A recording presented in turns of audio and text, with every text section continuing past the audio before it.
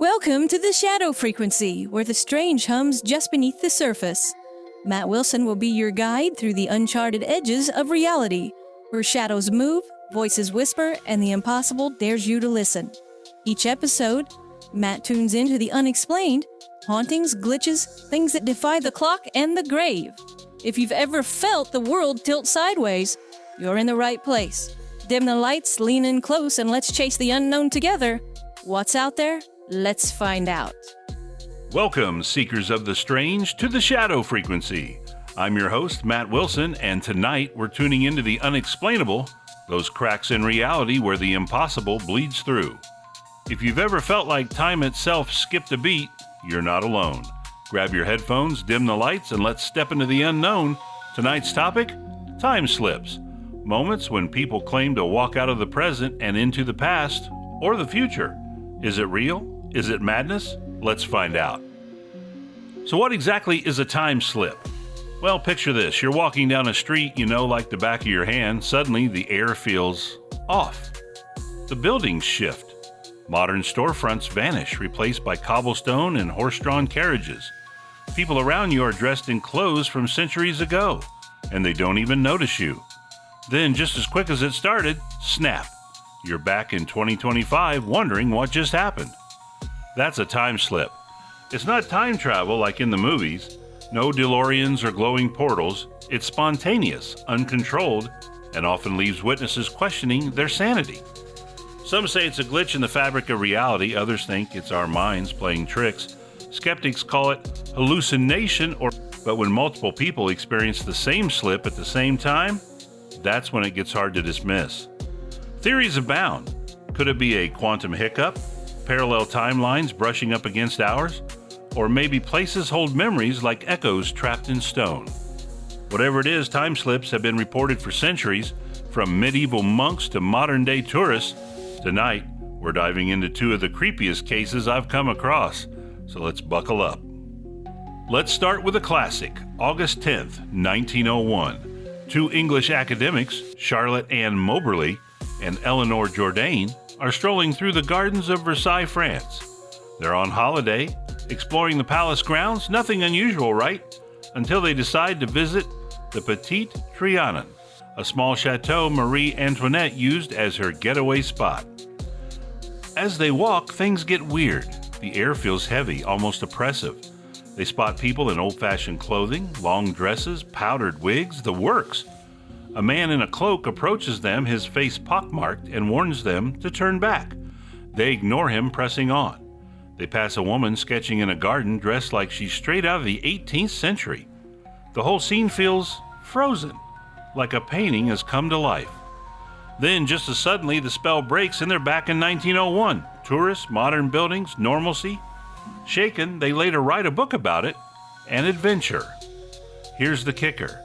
They claimed they'd slipped into 1789 right before the French Revolution. Moberly even said the sketching woman was Marie Antoinette herself based on portraits she studied later. Skeptics pounced. Mass hysteria, they said, two stressed out teachers imagining things. But Charlotte and Eleanor weren't crackpots. They were respected scholars, and their accounts match in eerie detail, written separately. Plus, they described buildings and landscapes that didn't exist in 1901 but did in the 1780s, according to historical records. Coincidence? What gets me is the atmosphere they described. Dreamlike, unsettling, like stepping into someone else's memory. Have you ever felt that? A place that doesn't belong to now? We'll circle back to that. First, let's jump across the pond for our next story. Fast forward to 1996, Liverpool, England. Bold streets, a bustling shopping area, cafes, stores, the usual. A man named Frank is walking with his wife heading to a bookstore. He's a former cop, not exactly the type to daydream about the past, but as he crosses the street, everything changes. The noise of traffic fades, the air smells different, horse manure, coal smoke. He looks around, the cars are gone, replaced by carts. People are in 1950s clothes, hats, coats, kids in knickers. He glances at a shop window, expecting a modern display. Instead, it's an old-fashioned storefront with a sign reading, Crips. His wife, nowhere in sight. Frank panics, stumbles forward, and suddenly, bam, he's back. Traffic roars, his wife's calling his name in the shop's trendy boutique again. Later, he digs into it. Turns out there was a store called Cripps on Bold Street in the 50s, long gone by 1996. But here's where it gets wild. Bold Street's a time slip hotspot. Dozens of people report similar experiences, slipping into the 40s, 50s, or even earlier. One woman in 2006 said she walked into a 1960s version of the street, bought a pair of shoes, and came back with them, only to find the store didn't exist anymore. What's going on? Some say Bold Street sits on a ley line, a supposed energy grid that messes with time. Others think it's collective memory imprinting on the landscape. Me? I'm not sold on any one answer, but the sheer number of witnesses, it's hard to wave off as delusion. All right, Shadow Seekers, I want to hear from you. You ever had a moment where time felt wrong, a place that didn't fit? Oh, drop me a message in the comments. I'll check those out myself.